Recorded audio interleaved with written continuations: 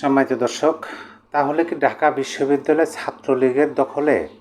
এই প্রশ্নটা এখন সামনে চলে আসতেছে, কারণ সম্প্রতি ঢাকা বিশ্ববিদ্যালয় হলগুলোতে চলমান ছাত্র রাজনীতি শুনে বিভিন্ন রাজনীতিবিদ, রাজনৈতিক বিশ্লেষকরা নানান ধরনের কথা বলতেছেন। সেই কথাগুলোর মধ্য থেকে এই বিষয়টা ধীরে ধীরে স্পষ্ট হচ্ছে যে ছাত্রলীগকে নিষিদ্ধ করা হয়েছে, ঠিক আছে, কিন্তু ছাত্রলীগ তো একদম নাই হয়ে যায় নাই। ঢাকা বিশ্ববিদ্যালয়ে এখনও ছাত্রলীগ আছে, হয়তোবা তাদেরই দেখানো পথে ছাত্রলীগ হাঁটতেছে, যেটাকে আমরা বললাম যে আন্ডারগ্রাউন্ড রাজনীতি।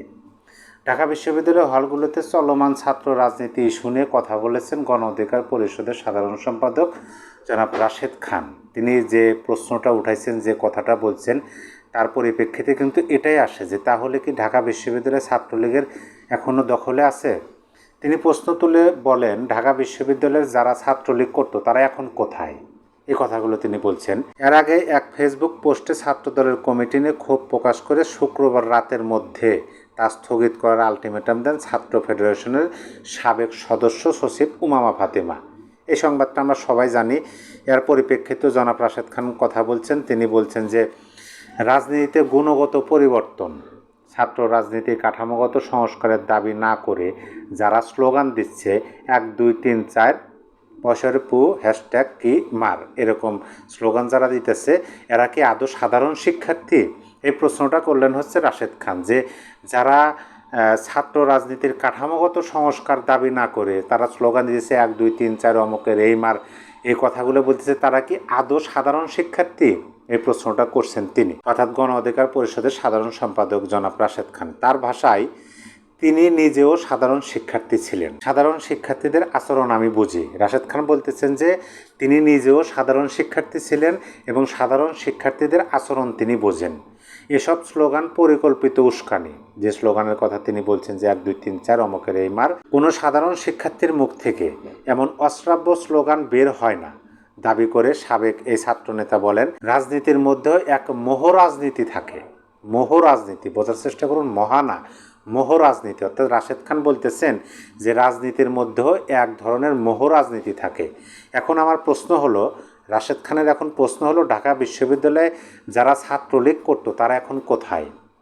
এই প্রশ্নের জবাব যদি কোনো ছাত্রলীগ দিত বা তাহলে আমাদের জন্য ভালো হতো, কিন্তু আমরা সাধারণ মানুষ হিসেবে এটুকু বলতে পারি, যেহেতু ছাত্রলীগকে আপনারা নিজেরাই নিষিদ্ধ করছেন, তাহলে তারা এখন কোথায় সেই সংবাদটা আপনাদের কাছেই থাকার কথা। আমরা যতটুকু দেখলাম যে ছাত্রলীগের নেতাকর্মীরা অনেকে অ্যারেস্ট হয়েছেন, অনেকে পরীক্ষা দিতে গিয়ে অ্যারেস্ট হলেন, অনেকের সার্টিফিকেট বাতিল হলো, অনেকের ভর্তি বাতিল হলো, মানে নানান ধরনের স্টিম রোলার কিন্তু ছাত্রলীগের উপর চালানো হয়েছে।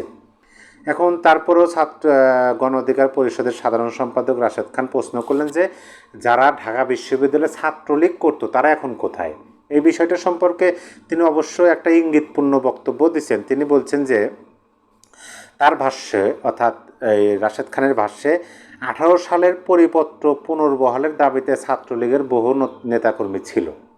18 সালে যে কোটা বিরোধী আন্দোলন হয়েছে, সেটা 18 সালে পরিপত্র পুনর্বহালের দাবিতে ছাত্রলীগের বহু নেতাকর্মী এটাতে সহমত ছিল, কারণ কোটা তারাও পছন্দ করতো না। ছাত্রলীগের নেতাকর্মীরাও কোটা পছন্দ করতো না, এই কথা স্বীকার করতেছেন গণ অধিকার পরিষদের সাধারণ সম্পাদক রাশেদ খান। কিন্তু হাসিনা ছিল তাদের পছন্দের।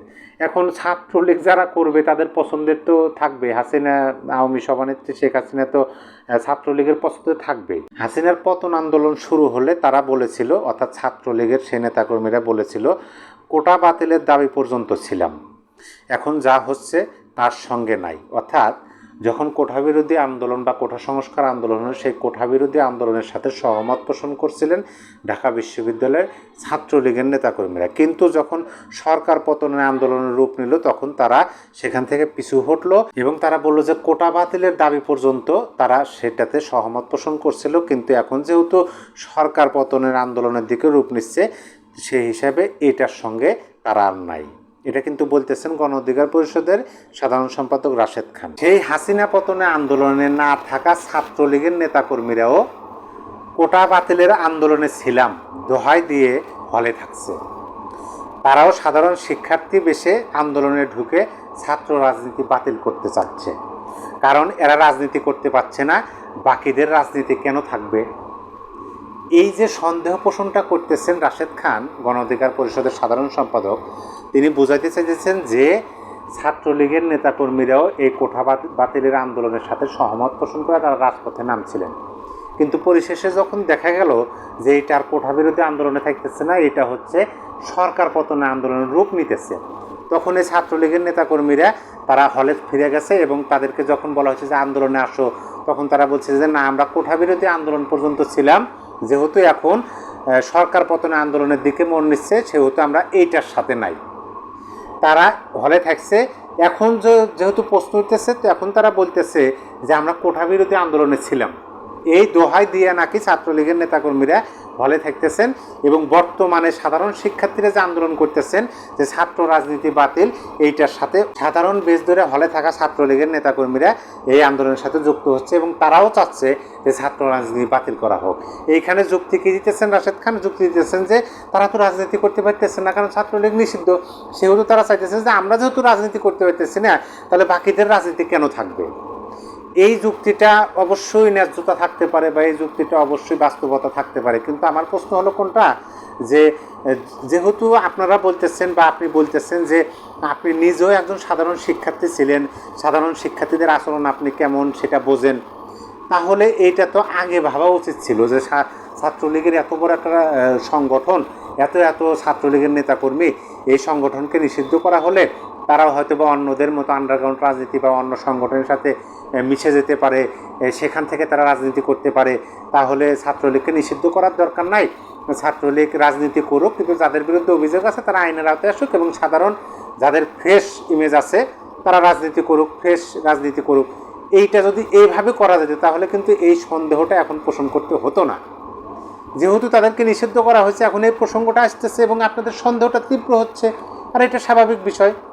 আমরা তো দেখছি যে ছাত্রলীগের মধ্যে সাধারণ শিক্ষার্থী বেশ ধরে অন্যান্য রাজনৈতিক সংগঠনের মানে ছাত্র সংগঠনের নেতাকর্মীরা ছাত্রলীগের কর্মী হয়েছেন, সক্রিয় নেতা হয়েছেন, হয়ে তারা বিভিন্ন কাজ করছেন। পরিশেষে 5ই আগস্টের পরে আমরা দেখলাম যে না, তারাও আত্মগোপন থেকে বের হয়েছে, তারা প্রকাশ করতেছেন যে না, তারা ছাত্রলীগে আন্ডারগ্রাউন্ড রাজনীতি করছেন।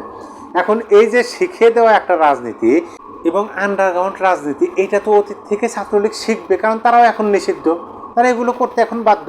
আমি বোধ করি যে গণ অধিকার পরিষদের সাধারণ সম্পাদক রাশেদ খানের কথা ঠিক আছে বা এরকম হতে পারে যে ছাত্রলীগের নেতাকর্মীরা অন্য অন্য সংগঠনে ঢুকে গেছেন বা সাধারণ ছাত্র শিক্ষার্থীদের মধ্যে ঢুকে গেছেন, দিয়ে তারাও এখন এই সাধারণ শিক্ষার্থীদের দাবির সাথে একমত পোষণ করতেছেন, অবাস্তব কিছু না। সেই জন্য আমি বললাম যে তাহলে কি ম্যাটিকুলাসলি ছাত্রলীগের নেতাকর্মীরাও এরকম সাধারণ শিক্ষার্থীদের সাথে ঢুকে যায়? পরিপূর্ণ ঢাকা বিশ্ববিদ্যালয় এখনও ছাত্রলীগের কন্ট্রোলে আছে?